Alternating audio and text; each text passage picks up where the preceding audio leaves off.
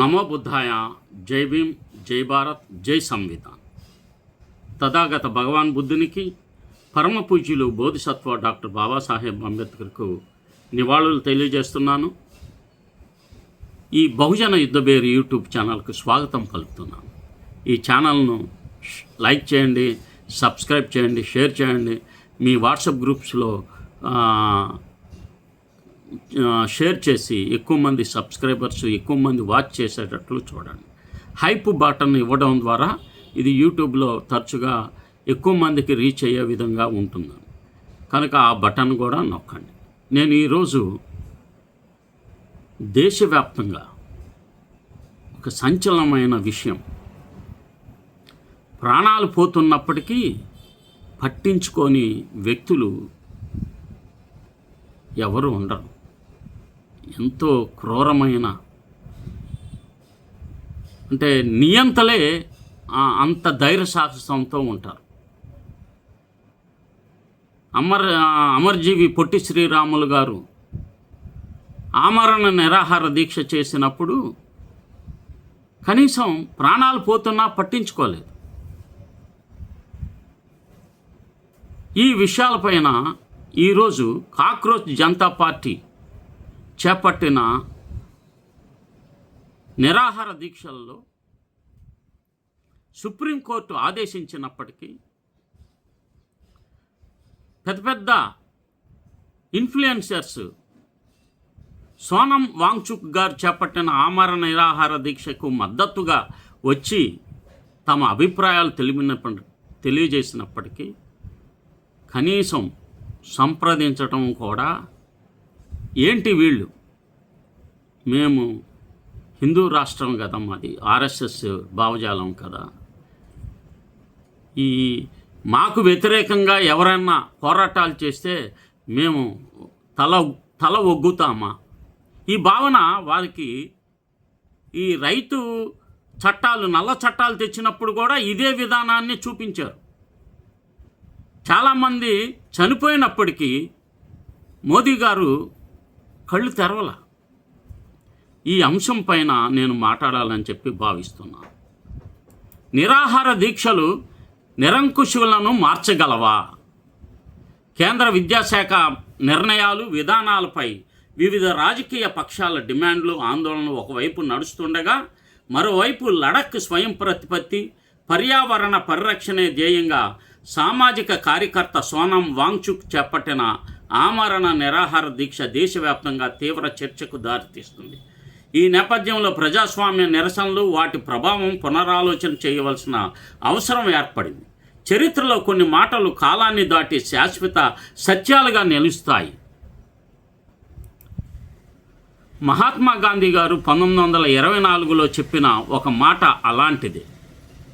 కనుక ఈ విషయాల్లో ఎటువంటి పరిస్థితుల్లో మీరు ఒక నిరంకుశుడికి వ్యతిరేకంగా నిరాహార దీక్ష చేయలేరు అని స్టేట్మెంటు మహాత్మా గాంధీ 1924లో చెప్పారు. అంటే మీరు ఒక హిట్లర్ స్వభావం లాంటి వాడికి వ్యతిరేకంగా ఆమరణ నిరాహార దీక్ష చేస్తే ప్రాణాలు కోల్పోతారని ఆయన చెప్పారు. ఇప్పుడు జరుగుతుంది కూడా. సోనం వాంగ్చుక్ గారి ఆమరణ నిరాహార దీక్షకి ఆయన చనిపోతే బాగుండు అనే ప్రభావం, అనే భావన పాలకులకు ఉంది. కనుక ఈ భావన నిరాహార దీక్షను ప్రేమించగలిగిన వారికి వ్యతిరేకంగా మాత్రమే చెయ్యాలి.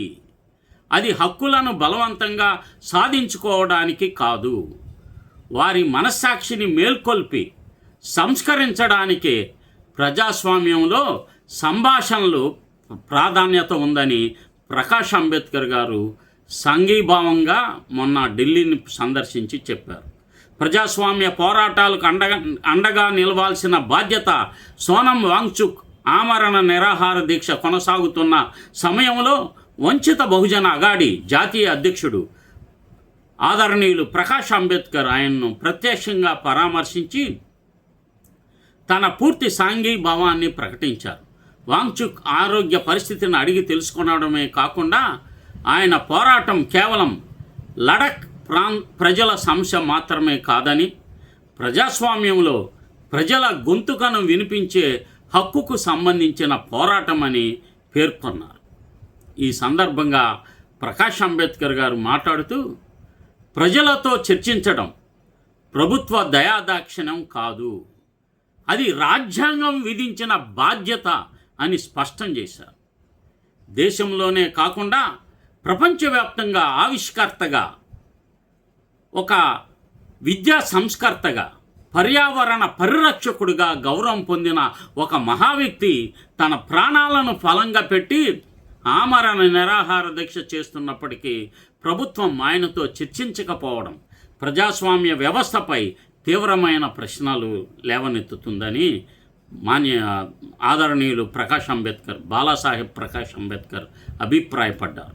ప్రకాష్ అంబేద్కర్ సందేశంలో ఒక ముఖ్యమైన అంశాన్ని గుర్తు చేస్తుంది.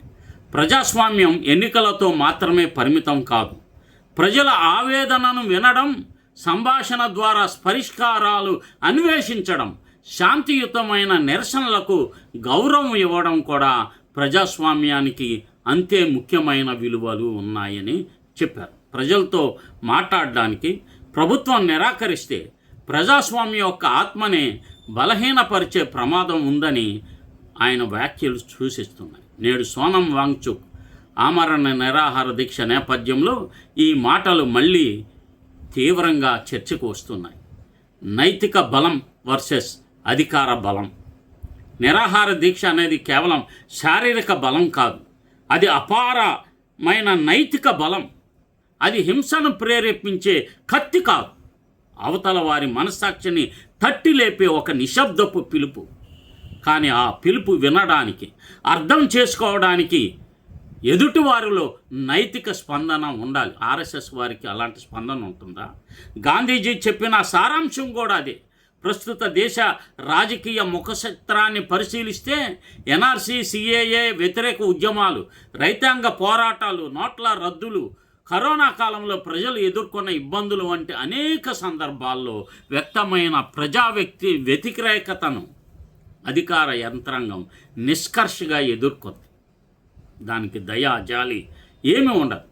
ప్రజాస్వామ్యయుతంగా సాగిన పలు ఉద్యమాలను అణిచివేయడం, నిరసనకారుల ప్రాణాలు పోతున్నా త్వరితగతిన స్పందించకపోవడం, నిరంకుశ ధోరణిలో నిర్ణయాలు అమలు చేయడం వంటి అంశాలపై పౌర సమాజం నుండి తీవ్రమైన విమర్శలు వ్యక్తమవుతూనే ఉన్నాయి.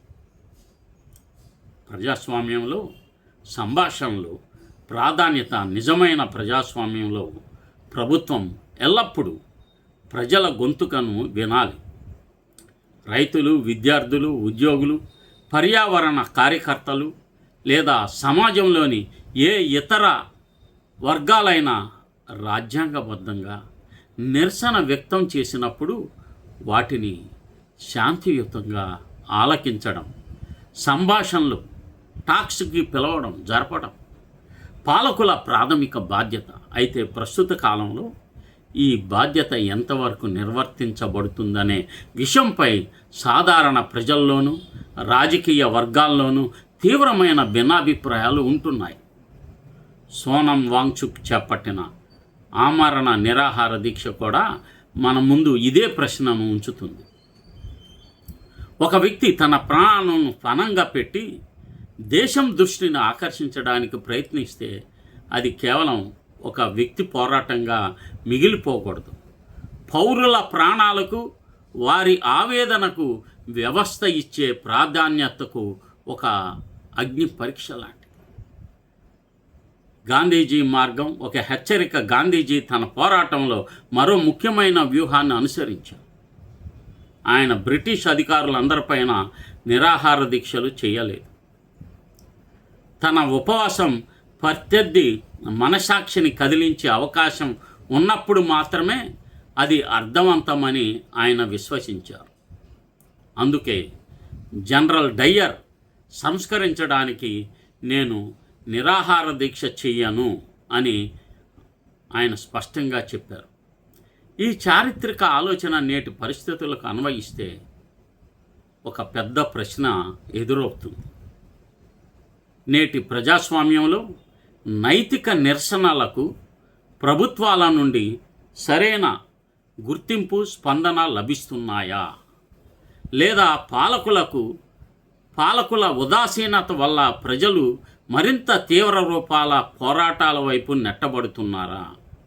ఇంత చెప్పిన సార్జెంట్ మేజర్ మోహన్ చంద్ కరమ్చంద్ గాంధీ గారు 1932లో బ్రిటిష్ వాళ్ళు ఇచ్చిన మెక్డొనాల్డ్ అవార్డు ప్రకారం ఎస్సీ ఎస్టీలకు ప్రత్యేక నియోజకవర్గాలు, డ్యూయల్ ఓట్స్ 2 ఓట్లు, ఎస్సీ ఎస్టీలకు రాజకీయ, ఉద్యోగ, ఉపాధి, విద్యా రంగాల్లో ప్రాతినిధ్యాన్ని అడ్డుకుంటానికి ఎప్పుడూ నిరాహార దీక్షలు చేసే గాంధీ దళితుల ప్రాతినిధ్యానికి వ్యతిరేకంగా తన జీవితంలో మొట్టమొదటిసారిగా ఆమరణ నిరాహార దీక్ష చేశాడు.